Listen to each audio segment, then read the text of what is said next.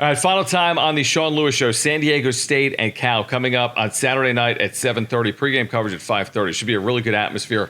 The 2015 Mountain West Championship team is going to be honored. The Aztecs team that won, Rocky Long, the head coach. Rocky will be here. Donald Pumphrey, the honor warrior. What's that like as the head coach of the Aztecs to have former letter winners, those that have experienced the highs of winning in the Mountain West, to have them back at the Mesa for this weekend? It's going to be great. I mean, Coach Long is going to be our honor warrior and do the warrior walk with us and everything. He's been a tremendous resource since I've manned the chair, and being able to pour get some wisdom from him. So to have those guys around, and Pump has been around a bunch as well. I mean, it was obviously their program well before it was mine, right? And this place is in a tremendous spot. And the expectation of winning is because of guys like them, right? And that's something that we willingly embrace, and it's awesome to have them back for 10-year anniversary. And, the best way that we can go honor them is by playing a great game, right? And giving them another unbelievable night here on the Mesa. It's really it's selfless in some ways to look back fondly of what's been done here, because as a head coach, as you know, you're creating a new culture, and it's not necessarily saying goodbye to the old way or to say that way won't work anymore, but you're imbuing your thoughts and your culture on this program. But at the same time, having a former coach do the honor walk and be the honor warrior and do the things that are meaningful maybe to some of the players who either used to play here or are still in the building who rooted for San Diego State before coming to San Diego State. Yeah. I mean, I guess there's no question, but hidden within this is kind of the overarching thought that to be a head coach, you really have to give a lot of your ego up to do this the right way. Sure. Do you feel that? Because it seems that way from the outside looking in. Yeah, I mean, there's. It's funny, in our staff room, right on the other side of this wall, we have a deal that says no egos, no titles, right? No egos, no titles. Loyal to the program, loyal to winning. Because again, good ideas, ways to improve, ways to make the environment better, ways to, most importantly, serve our kids the best that we can.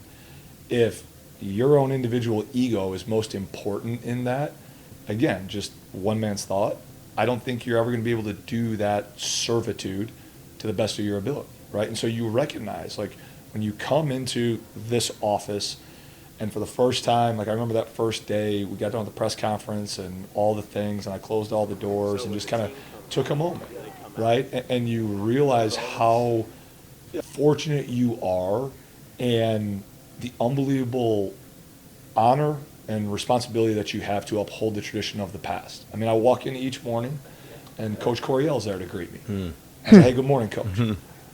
He made this place special, right? And so you honor that past, I believe, by doing great work each and every single day, and you don't take for granted the unbelievably strong foundation that we stand upon because of the work that those previous coaches, and more importantly, the previous players have done.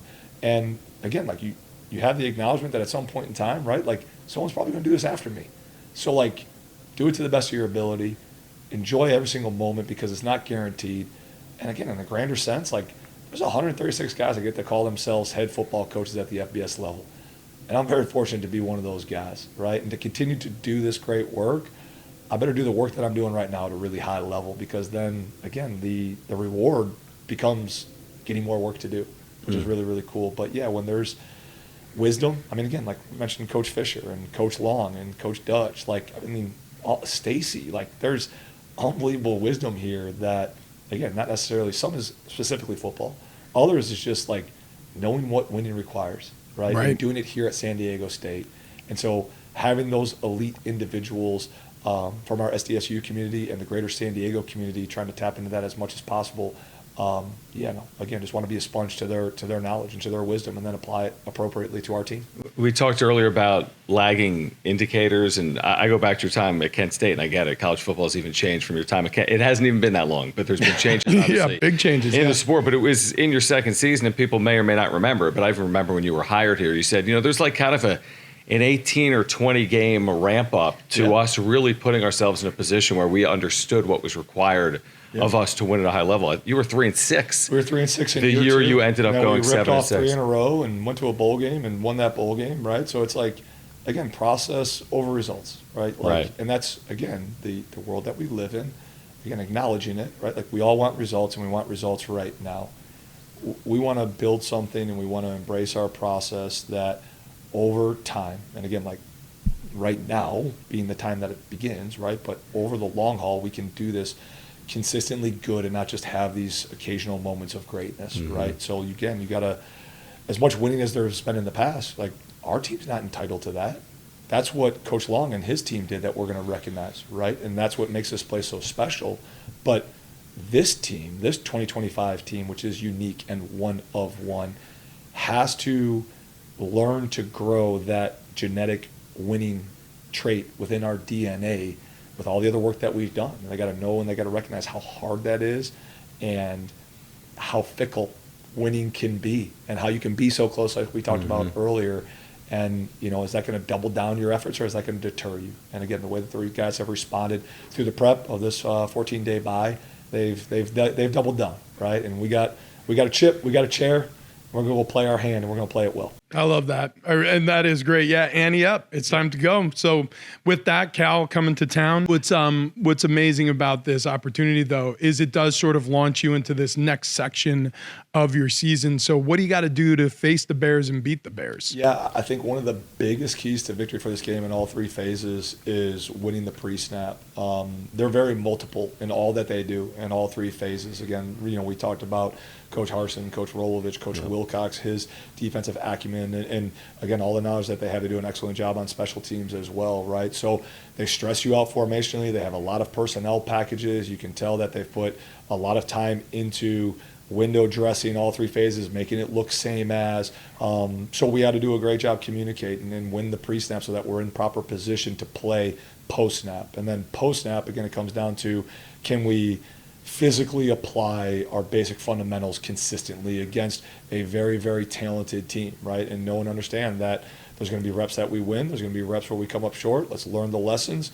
Let's respond appropriately and work that cycle both pre and post snap for as long as it takes, from the first snap to the very, very last snap. But the pre-snap process is going to be really, really critical in this game to get all 11 seeing it the same way, to go execute the call and then have the framework to go play fast. Excited for it. Saturday night, Aztecs and Cal Bears. 7:30 is the start time. Again, tickets are available right now. Limited tickets at goaztecs.com. Our pregame coverage will begin at 5:30. We covered a little bit of everything. Sean, we always appreciate the time. We'll do it again next week. For Sean Lewis, for Rich Orenberger, I'm John Schaefer. We will see you Saturday night at Snapdragon Stadium. And this has been the Sean Lewis Show on San Diego Sports 760.